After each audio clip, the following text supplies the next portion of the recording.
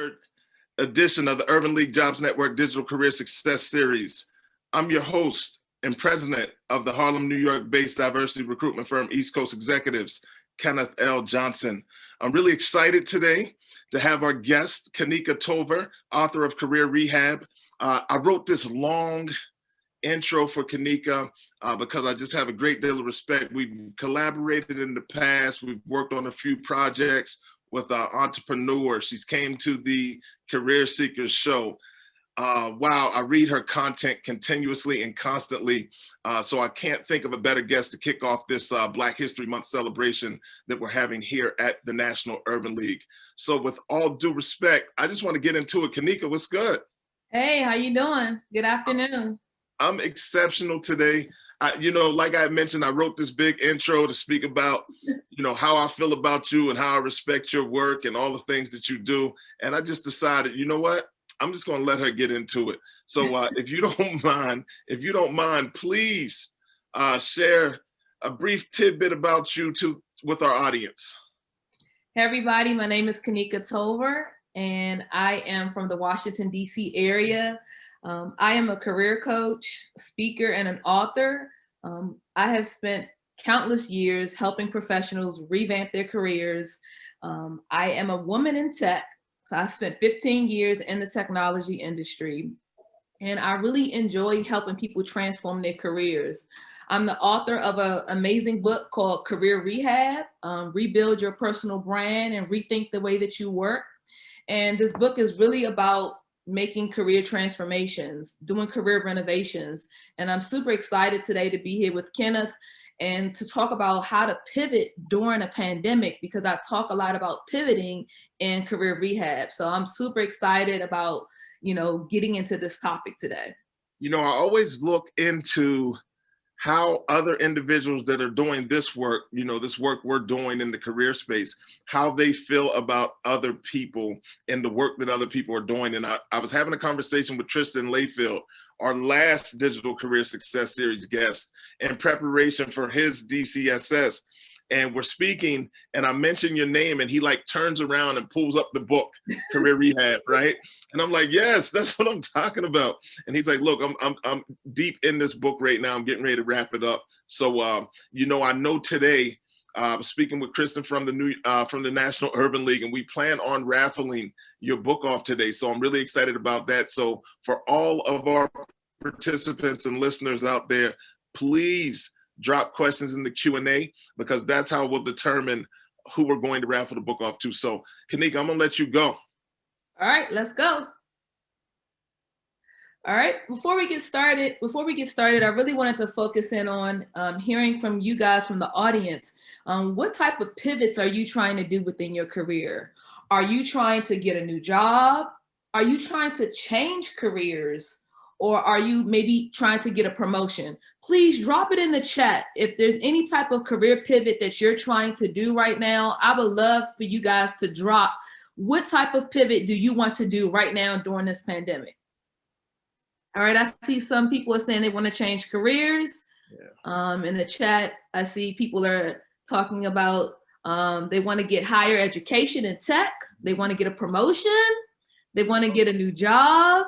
So yeah, this is amazing. Some people want to change fields. So this presentation is going to be the presentation that's going to help you do all of the above.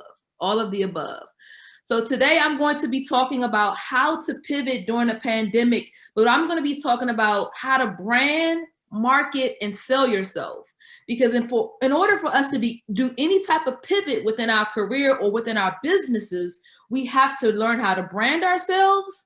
We have to learn how to market ourselves, and we have to learn how to sell ourselves. So this presentation today is going to be broken up into 3 sections. All right, so let's get into branding. This particular section is my favorite because I feel like when you're doing a pivot, you have to lay the foundation for your pivot. In order to do that, you have to really understand branding. So we're going to be talking about the power of branding, how to have a branding mindset, how to become an industry expert for your pivot, and how it's important to have an amazing LinkedIn profile, because that is one of the huge things that we need as a foundation for our career brands. Well, Kanika, I don't want to stop you, but you said something really interesting in a prior conversation. You said that a lot of people view a pivot as a change of careers, maybe into a new industry, but that's not necessarily the case. Am I correct? I think a pivot could be that I'm going in from a support role into a leadership role. A pivot could be that maybe I am getting promoted in a different role, and these are new responsibilities that I never had. A pivot could technically be a career change too. So I think pivot just means that you're going in a new direction. I look at a pivot as going in a new direction, new challenges, but new opportunities to learn new things. Yeah, exactly. That's great. I see Stacy in the chat saying she made a pivot to the C-suite as the only Black. So congratulations to you, Stacy. I love that type of information. Kanika, I'm gonna let you go. All right. So congratulations, Stacy. That's amazing, especially for us Black women in the workplace. So the power of branding. Branding to me is the same way we look at company brands. We have our own personal brands. And I like the idea of thinking about personal brand the same way we think of Starbucks or Chick-fil-A. We can have growth. We can have career growth. Our sales can be that we can be compensated with a higher salary. Our customers can be different people that we work with, stakeholders and clients, the same way that Chick-fil-A has their customers. Awareness, when we build an amazing personal brand, people get to know who we are, what we do, what we stand for, what is our expertise and knowledge. This ultimately equals success. When we have the power of branding, we can have major success for our careers and we can become unstoppable.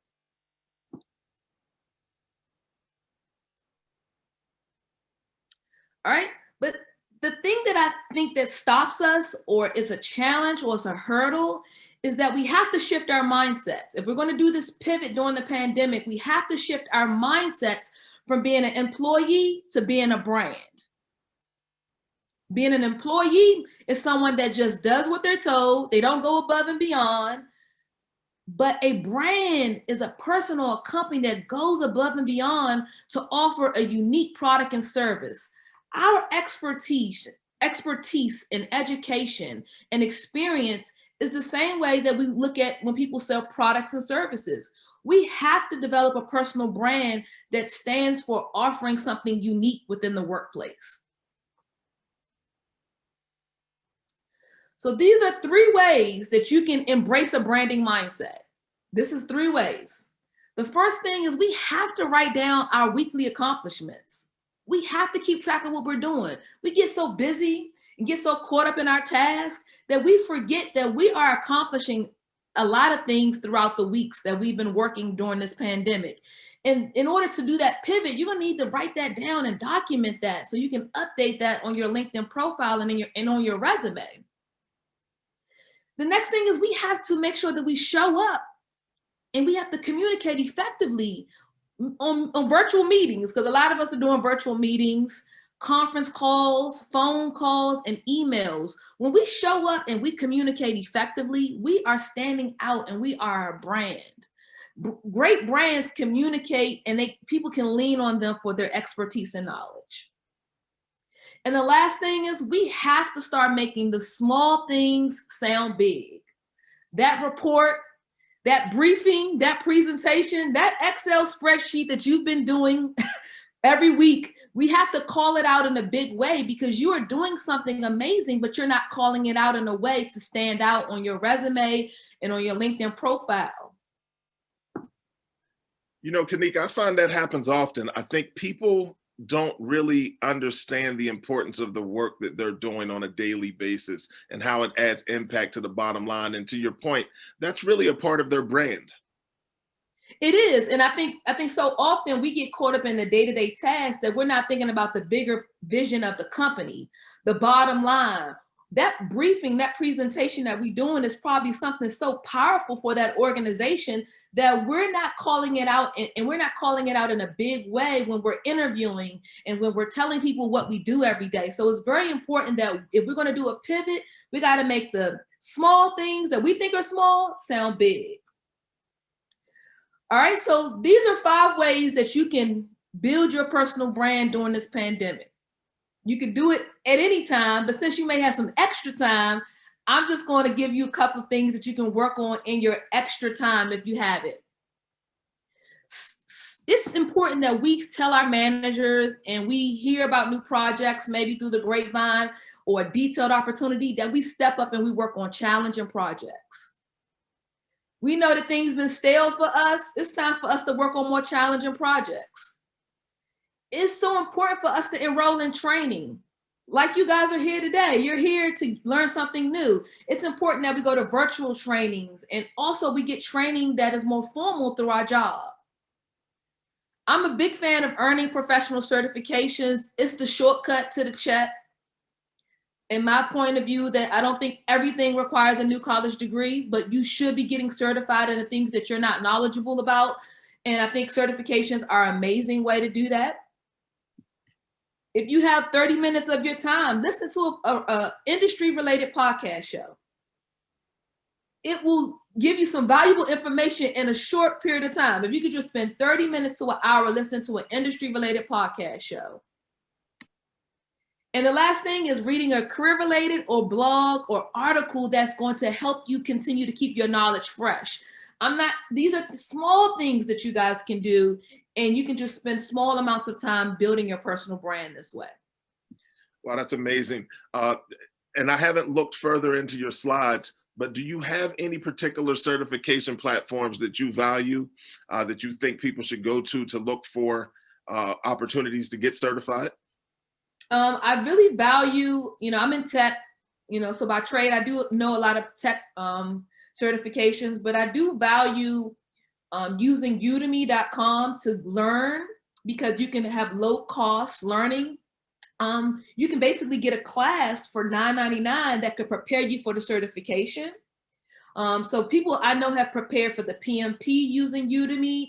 I know people that have prepared for many tech certifications using udemy.com. And I think it's important to also look into opportunities by using your job's budget to see if they will pay for boot camps.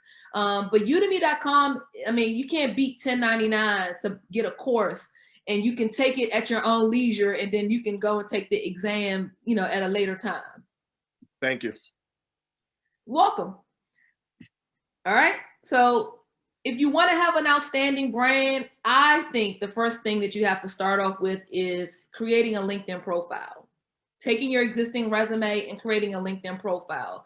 If you've not been on LinkedIn, you've been missing out, because this is where all the moving shakers, this is where you're going to build your network, apply to jobs, and this is where people want to get to know that you exist. This is the foundation of where your brand is going to live. So take your resume, keep your LinkedIn profile updated, and continue to connect with other like-minded people.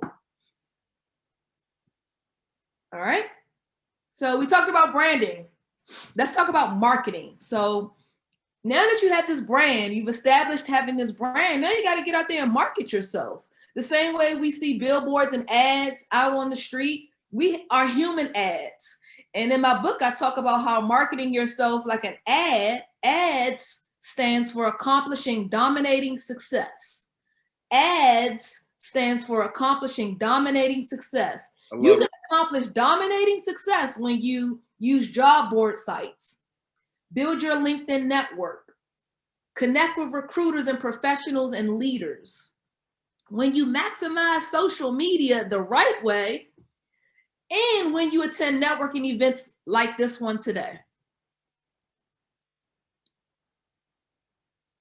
All right, so job board sites, these are my top favorites. For my coaching clients, these have worked. I'm a big fan of Indeed. So if you have a resume, I definitely think you should put it up on Indeed.com. It's one of the largest job databases in the world. If you're looking to get in the federal government, I work for the federal government. You definitely need a federal government resume, and you need to put that on USA Jobs. Those that want to pivot into getting a government job during the pandemic, USA Jobs is the place to be if you're trying to get a government job. LinkedIn is definitely, of course, amazing. You can have your profile there, but it's a great way to also apply to jobs and have your resume ready and handy in a PDF or Word document that you can easily send to recruiters and other hiring professionals. And clearance jobs. These are for those folks that have security clearances like myself. If you have a security clearance, you need to create a profile on clearance jobs, because this is where the people that are looking for people that are cleared, they're looking for people just like me and you. You need to make sure that you have a profile on clearance jobs as well. And always make your profile public and searchable if you are trying to make a pivot into a new role. Because if you're not searchable and your profile is not public, recruiters can't find you.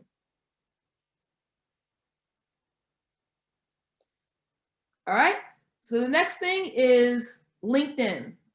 LinkedIn is could you go back? LinkedIn is a social media network. But I think people so often are not maximizing and using it to its full potential. So this is the best place for you to connect with recruiters, professionals, and industry leaders. So I think it's very important to post industry-related content to get your algorithm going. And the next thing is to join professional groups on LinkedIn. This is where you can meet people that are having the same industry-related. This is where you can find people that are having same industry-related problems, or they have accomplished something that you're trying to accomplish. So it's definitely important to create a LinkedIn profile and to connect with recruiters and other professionals, because if you're not connecting with other professionals on LinkedIn, you're missing out, because this is an opportunity for other professionals like myself to refer you into the hiring system. So make sure that you have a LinkedIn profile and you're maximized using it for recruiters, professionals, and connecting with industry leaders like Kenneth Johnson and Kanika Tover. You know, I'm glad you brought that up. Last year in the 2020 DCSS series, we had LinkedIn on, and Romaro Nelson of LinkedIn, he spoke about the importance of leveraging the groups to kind of build your network, and also really the importance of listening on LinkedIn. A lot of people believe they have to kind of be the voice on LinkedIn, but sometimes the value is in listening and taking in that information that you see there on the platform. I definitely agree with you, Kenneth, because one thing that I've learned, and I was speaking about this last night about networking, is that networking on LinkedIn doesn't mean that you always have to send a DM message to somebody and asking them for something. Networking could be that you are watching someone from afar and learning from the things that they have done in their career, and you're adding that value to your own career.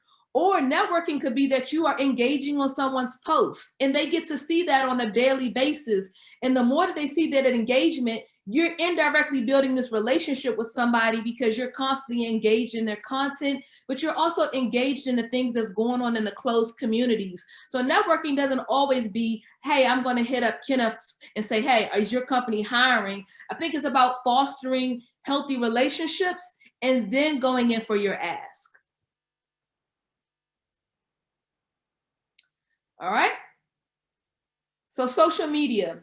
So I think as we build our brands, build our career brands, build our personal brands, that it's so important for us to take the industry knowledge and the expertise and the experience and the education and to write articles about it.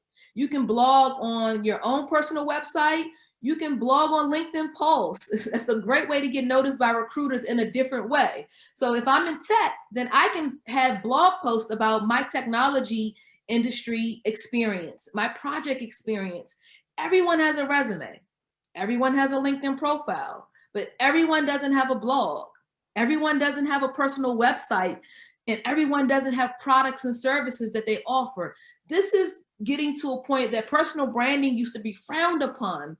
But in order to make these really strategic pivots, I'm seeing that professionals that have portfolios and websites and products and books and YouTube channels, recruiters are like, wow, that's a rock star. I really want to bring that person on my team because they can go above beyond just having a resume and a cover letter. Would you agree, Kenneth?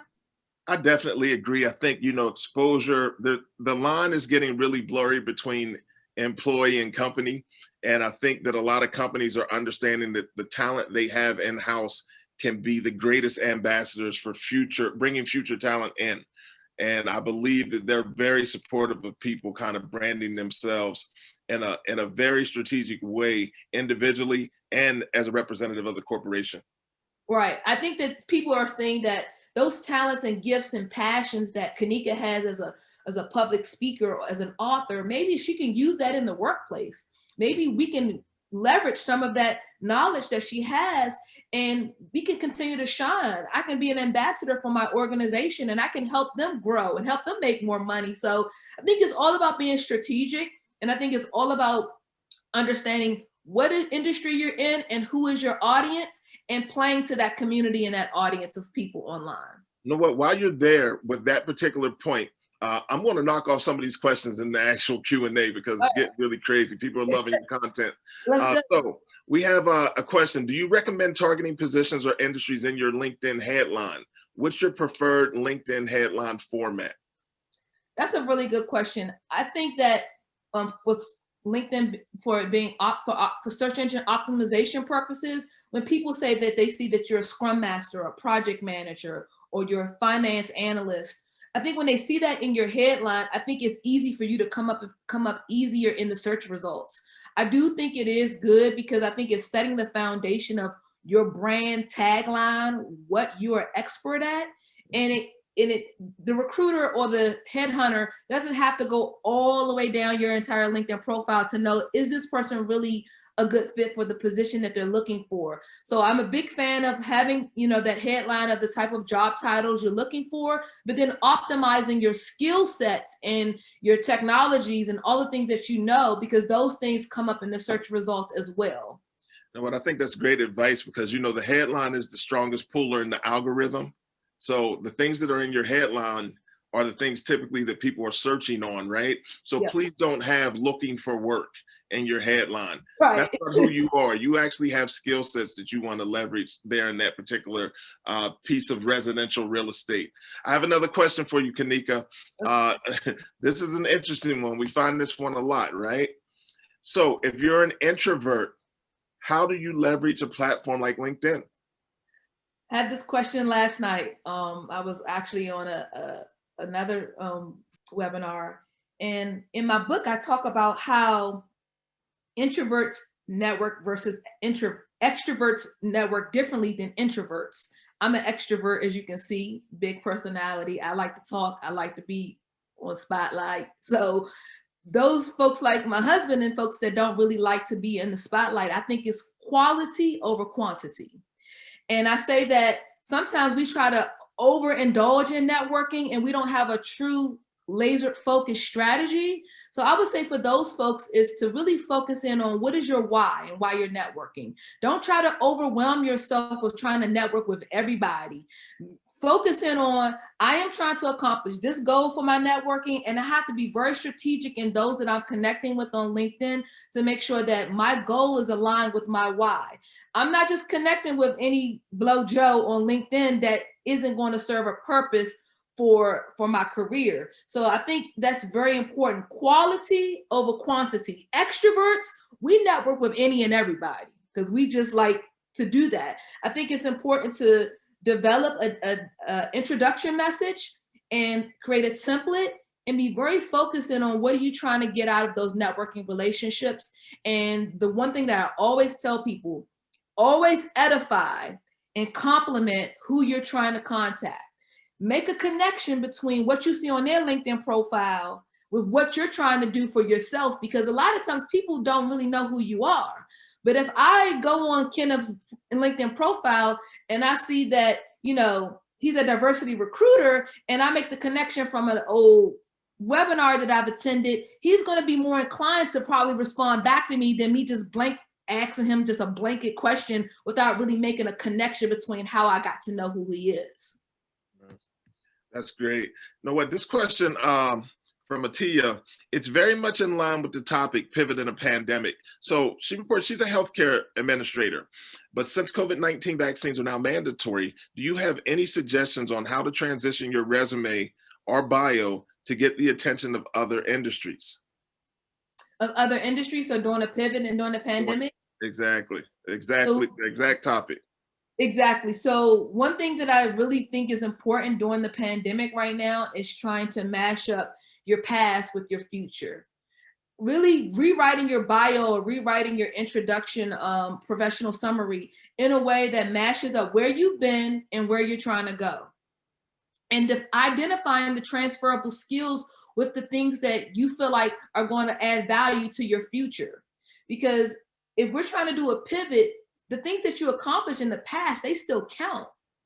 But we can't take everything away from the past. We have to bring in the things that's going to match up with that future new role, or if we're pivoting into a new industry, if we're, getting promoted. I think it's important to match them up and marry the two. So when you're telling the story to recruiters or to people on job interviews, it's a clear distinction of where you've been and where you're trying to go. I love it. I love it. Great. All right, let's keep it going. All right, let's go. All right, so we're talking about marketing. I think the best places to market yourself and to get to expand your network and meet people is attending, of course, now we're in the pandemic, virtual meetups. So if you guys are not familiar with meetup.com, Kenneth can put it in the chat. Meetup.com is where you guys can attend virtual meetups. So you can join professional groups and you can be a part of monthly meetups virtually online until these meetups go back to being in person. This is where you're going to meet industry experts, hiring managers, other like-minded professionals. You can't do this pivot alone. I mean, that's what I really want people to understand. This pivot is going to take for you to go above and beyond, to go and use Eventbrite and meetup.com to find more virtual webinars and events. Attend virtual conferences. This is where you're going to learn more information about where you're trying to go with your pivot, meaning industry related information. But this is going to be another opportunity I've seen in the tech space. A lot of the virtual conferences have virtual job fairs. A lot of the virtual conferences have a segment or piece where they're doing virtual career fairs, meaning that they are hiring and looking for folks at virtual conferences. And then if you guys want to attend workshops or training, this is where you're going to meet other like-minded people. And when I say like-minded people, there could be somebody at these events that could help you get another job. They could take your resume and refer you into the hiring system. So it's very important as we build our network that we are attending events like this, because this is an amazing platform that happens very often, but it's very important to find industry related, specific related meetups and workshops and conferences. All right, so we talked about how to brand yourself and how to market yourself. Now, as you do this pivot, what if you get that call back from somebody? Or what if somebody refers your resume into the hiring system? We have to learn how to sell ourselves. The same way we see people sell us all these amazing things like iPhones and iPads, and we go out and buy all these amazing things online. How do we sell ourselves into a new field, into a new job, into that promotion? The first way that you can do it is we're going to talk about how to ask for company referrals. This is huge. This is one of the most easiest ways to get another job is through a company referral. Then we're going to talk about how to create your LinkedIn message, how to create that LinkedIn message for a recruiter, how to create that LinkedIn message for a potential professional that can help you with your pivot. And then we're going to talk about how to prepare for the job interview, because now if you get that call back, you got to get ready for the job interview. All right, asking for company referrals. The great thing about LinkedIn that it will tell you a little bit about everybody that you've connected with. It will tell you about who you went to college with, who you went to high school with, who you used to work with. So it connects it automatically for you when you connect with them. That's the great thing about being a part of LinkedIn. It's linking you to people that you used to know or used to work with. The best advice I could tell you guys is to start your pivot with the people that you know. Start with the people that you know, meaning your family, your friends, your old college students that you maybe would have old classmates or old coworkers. I love that. I love that. I think people often believe that they have to create a network just to pivot, but sometimes the network you currently have can be very supportive as being your pivot foundation. I 100% agree. And I think that people are more inclined to help you because they know you. And if they know your work ethics was good, they understand your sympathy, they sympathizing with your current situation if you're unemployed. People are really at this point in time with the pandemic showing a lot of sympathy to people. And I think it's very important to try to network with the people that you already know and then build out. Don't try to just blindly start connecting with people doing your pivot that you don't know, because you're going to find it hard when people don't hit you back when you do that, you send that introduction message, or you're going to be disappointed when you don't hear back from recruiters. But when you do a company referral, people get paid, and they get paid bonuses to refer. If I refer Kenneth into the system, I can get $5,000. So people are actually excited about referring people into the hiring system because it cuts out the recruiter having to do a whole lot of work. It cuts out the hiring team to have to do a whole lot of work. And sometimes they will trust a rock star like me to say, wow, you know, you want to bring Kenneth Johnson in? Yeah, Kenneth Johnson is an amazing person. They're going to trust because I've built a reputation. So sometimes if you already know people have a good reputation, lean into that person and ask them, find the job. This is what I want you guys to be focusing on doing, is go on the company website and find the job that you want to be referred into the system for. Do the work for the person that's going to refer you into the system. Make it easy for them. Yeah, anything else to add, Kenneth? Yeah, that's very important, to kind of make it easy for them. You don't want your referral to have to do all the work.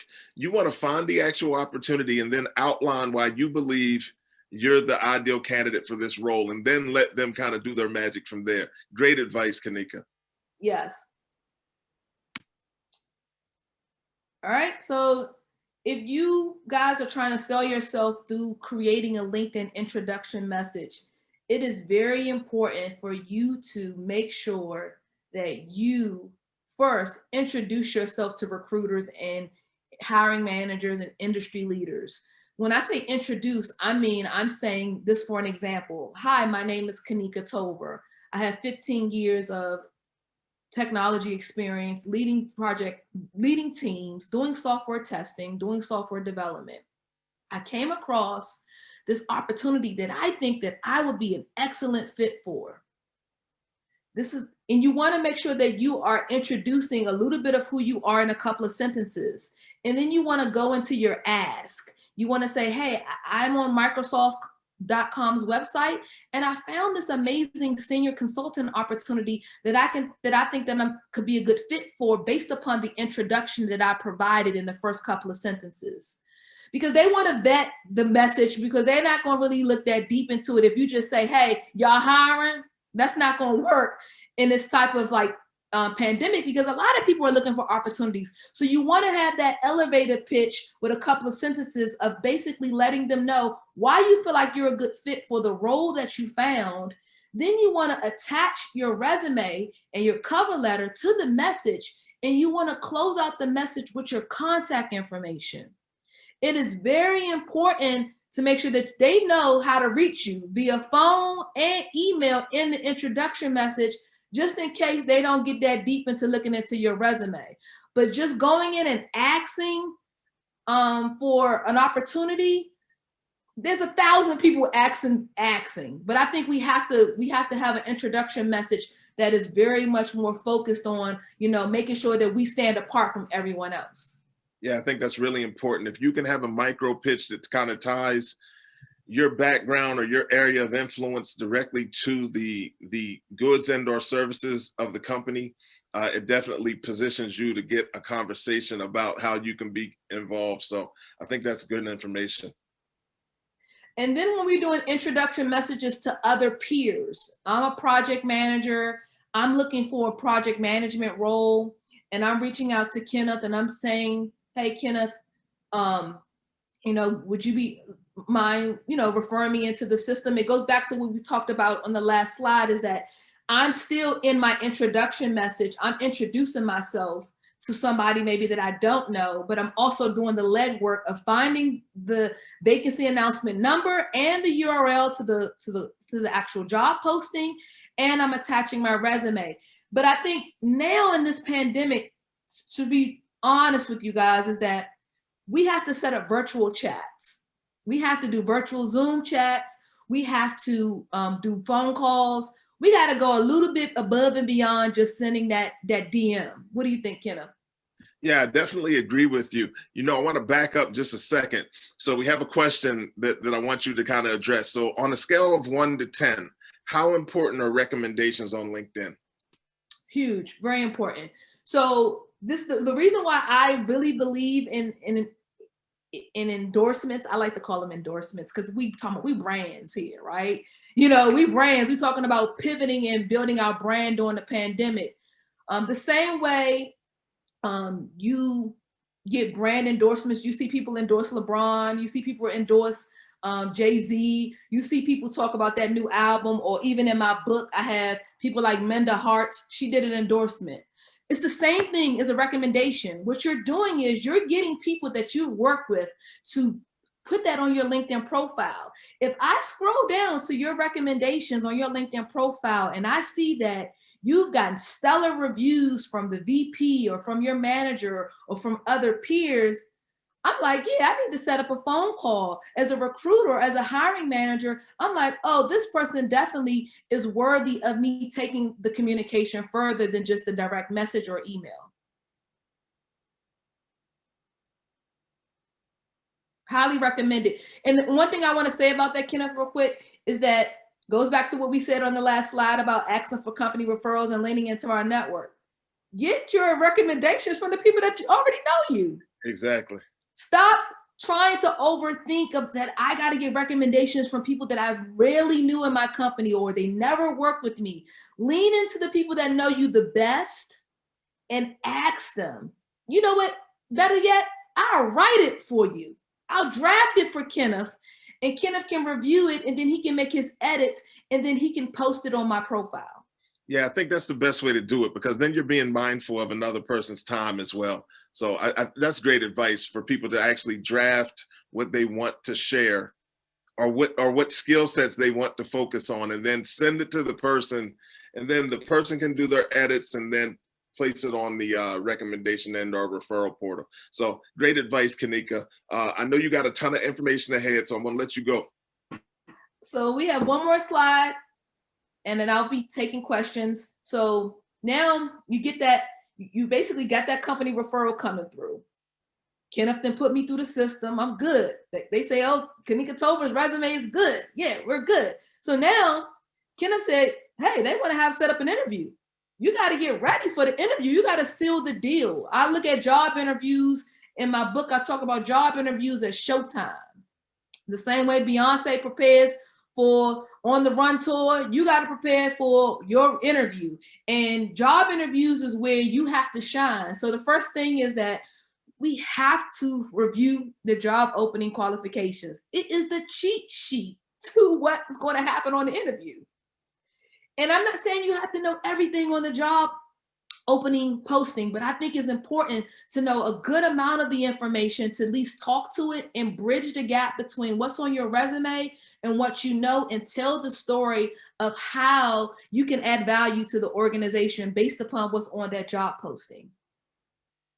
The technologies, now this is really key, because as people are pivoting into tech and people are pivoting into new industries, we talked about udemy.com. It's important that you know the technologies that you need to know for the pivot. Like if you need to know and go do some more Microsoft Office, you need to know cloud computing, you need to know some project management skills, you need to know Azure, you need to know any technology. I don't care what piece of software.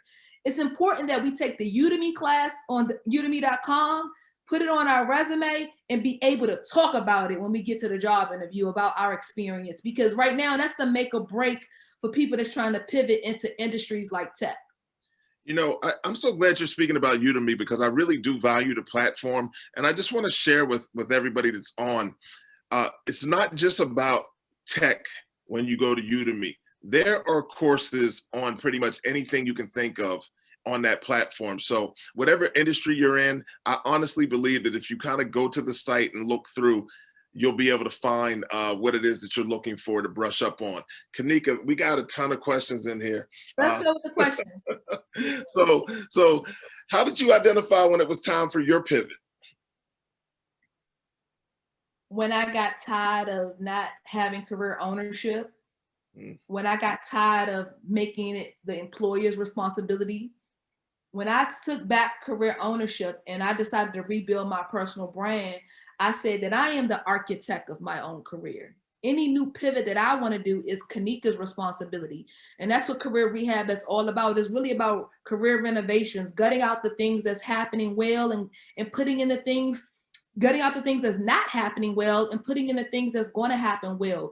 If you think that you can do a career pivot without taking ownership of the things that you don't know, you're not going to be able to make the pivot. And I think so often that we get caught up on our employer doesn't support us. We're going to do this at work. Yeah, a lot of unfair things are going on at work.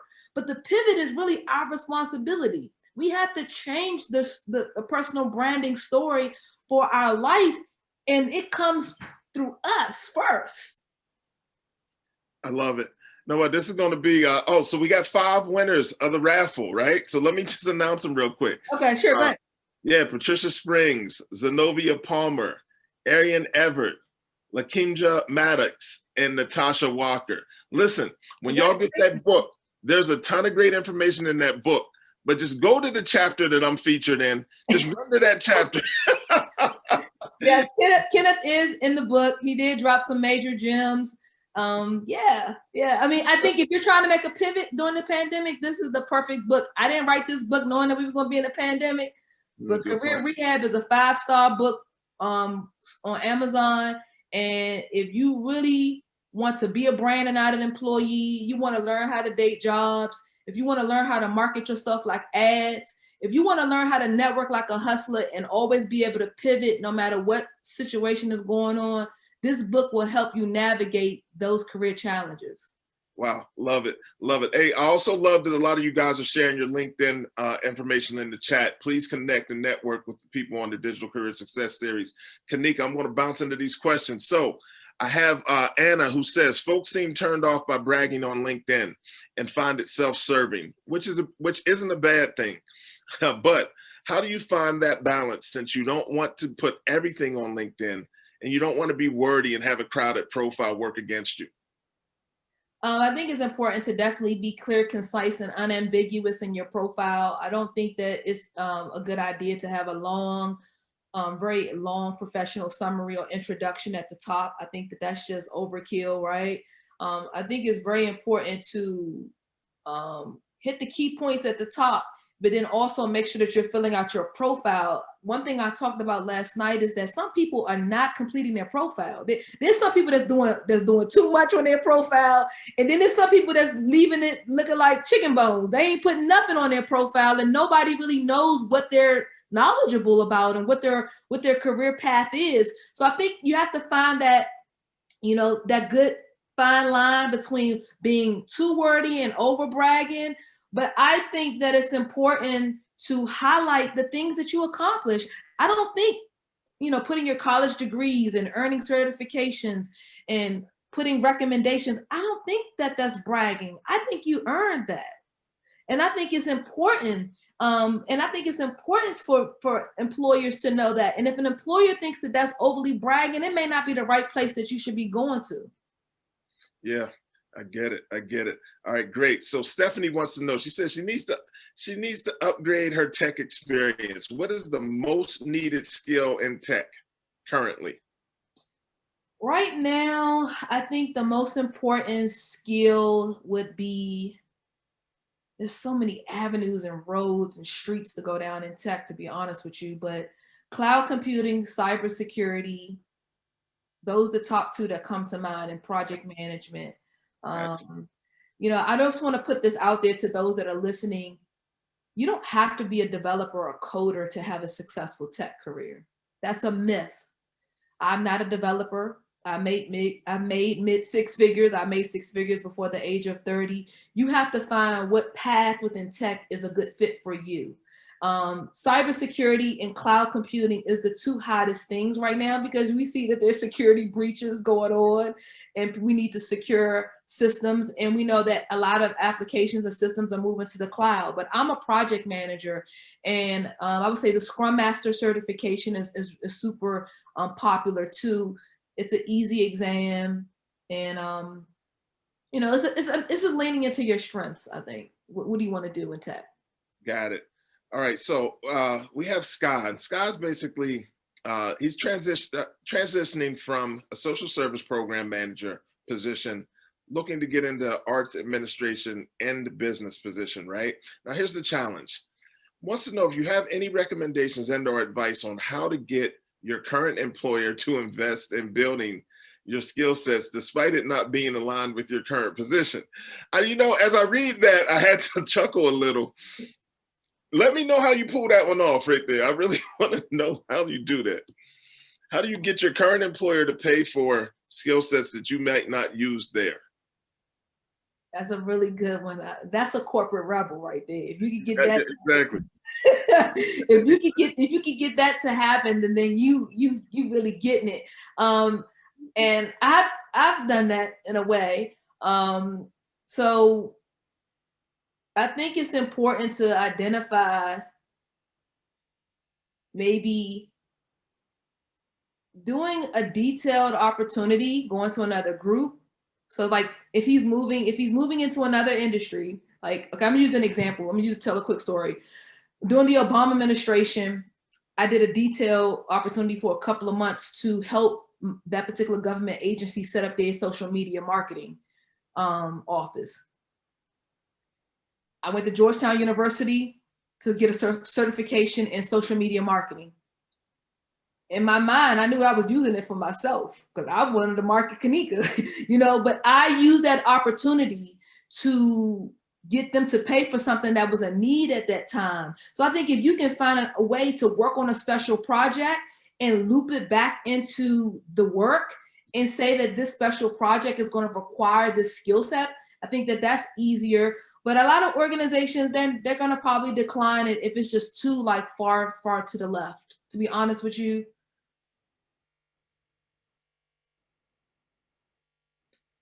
You here? Yeah, I'm here. Okay. Yeah, it looks like something happened. All right. Let me go into this question. So Patricia, she says she understands how important communication skills are. What suggestions do you have for someone to work and develop on their communication skills? And I definitely think if it's writing or presentation skills or leadership skills, I definitely think it's very important to go back to this website that we've been talking about this entire call, is udemy.com. When I mean that there are any type of classes on there, I think it's definitely a good resource to get you started. The second tip I would say is to step up and start doing new tasks at work that's going to push you into communicating more effectively and learning new communication skills. If you have a struggle with doing presentations, if you have struggle with leading teams, this is the opportunity right now to figure out an opportunity at work where you can step up and work on challenging projects to push you. I think sometimes the best way to learn is for us to kind of be thrown into something new and to have those core principles that we learn from a formal training class or a book, but being able to learn as we go and to make things better, it just gets easier with time. So I think it's important to step up in a different way at work. So I want to go into this a little, Kanika. So I'm looking at one of the conversations in the chat, and this isn't in the Q&A, but it's in the chat. So, you know, the conversation is some employers are definitely not as flexible as others when it comes to transferable skills. And then the response was, we wouldn't be on the webinar if we had the support from our employers. I really want to encourage people to completely kind of embrace what Kanika was speaking about. You have to create your own personal brand, your own employment brand. You can't, this is no longer a time where you can depend on your employers to have your best interest in mind as far as advancing your career. But as Kanika had mentioned, there are some resources and some things out there that you can do that are very cost efficient that allow you to advance and expand on what you do as a professional. And I just want you guys to embrace that mindset. Kanika, any adds to that? Definitely. One thing that I think it's important to stop I'm just gonna be straight up and just say, stop worrying about what your current employer not doing. They probably not gonna do it. If you've been in for a couple of years and they've been doing it, they're not gonna do it. So you have to bring back and center yourself to trying to align yourself with the right employer. And while that's happening, until you can get over that bridge, you're gonna have to do the work. I mean, straight up, you're gonna have to do the work. If there's new skill sets that you don't know, if there's new technologies that you don't know, if there's that means even expanding your network outside of your organization, you are going to have to do that. You're going to have to learn how to network. Stop networking for your past and start networking for your future. Stop thinking about the trauma, right? You felt the pain, you going through it. If you've been there for a couple of years, they've shown you really what they're going to do. But career ownership, it starts with us. The employer is just an extra added asset. If they get with it and they really cool with really helping you, then that's cool too. But personal brands don't rely just on the employer brand. We need to be aligning our personal brands with employer brands that are going to feel good and be good. And we have to vet them by using websites like Glassdoor and vetting them through our friends and family who work at these companies that can already give us the inside scoop, like, it's toxic there, don't go there. And a lot of times we take jobs without really vetting and going through the process of understanding is if it's going to be a good fit. And that's why we get into these bad relationships with jobs. And we keep going from bad job to bad job to bad job, and we keep blaming the job. No, we need to take some ownership that we didn't do what we were supposed to do to make sure that we had our checklist of what we wanted out of the job offer.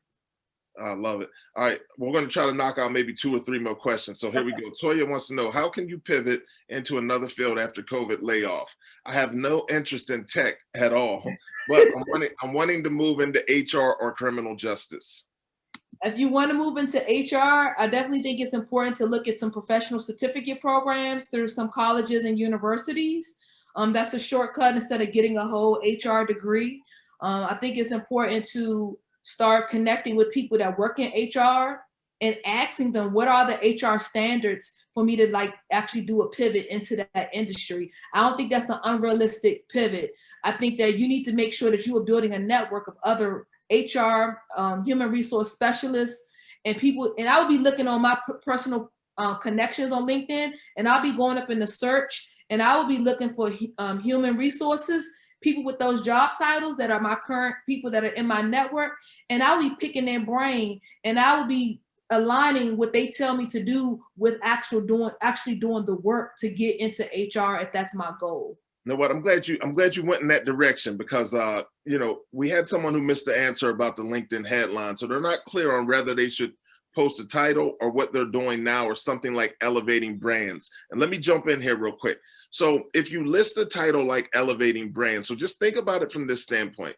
Your headline is the most searchable section of your LinkedIn profile. So think about what a recruiter would be searching for. Would he be searching for someone that is elevating brands, or would he or she be searching for an exact skill set? Accountant, you know, I don't know. Tanika, give me a tech title. Give me a tech title. So if you, and I'm gonna stop using tech examples because I know this is not a full-blown tech audience. Yeah. So if you are in finance and an accountant, right, budget analyst, yes, financial analyst, financial specialist, whatever the key, okay, so this is what I want to say. Whatever the 3 to 5 key types of job titles that's under your industry umbrella, and you know that you are maximizing these job search titles as you're looking for jobs, or you've had these job titles at one time within your resume, your headline needs to be having the most recent job title first, and then other job titles that you may be looking for to applying to or accepting a new role from. Because the search engine is optimized from the top down. If that makes any sense. It's not going to go to the bottom of your profile and search up. It's going to search from the top down. So when they are looking for a human resource specialist or a project manager, the results page is coming back to them like pages of results on Google, and they're clicking through people's profile based upon who has that job title that they're looking for to hire. That's great. Well, listen, it's been amazing, as I knew it would be. We could go through these questions all day. There's a ton more here. Please feel free to connect with Kanika. Kanika, let them know how to connect with you. Thank you so much for having me today. I think this was an amazing webinar. I hope if you guys feel like that this was an amazing webinar, please put your ones in the chat just to show me that some love. I think that the best way that you can reach out to me, as we talked about today, is LinkedIn. I'm on social media everywhere as Kanika Tover, but LinkedIn for this audience and for what I'm trying to accomplish and help you guys with, making a pivot during the pandemic, LinkedIn is where I live. So if you guys want to connect with me on LinkedIn, just search by my first and last name. And I have a profile. If you're interested in connecting with me for career coaching, you can go to kanikatover.com.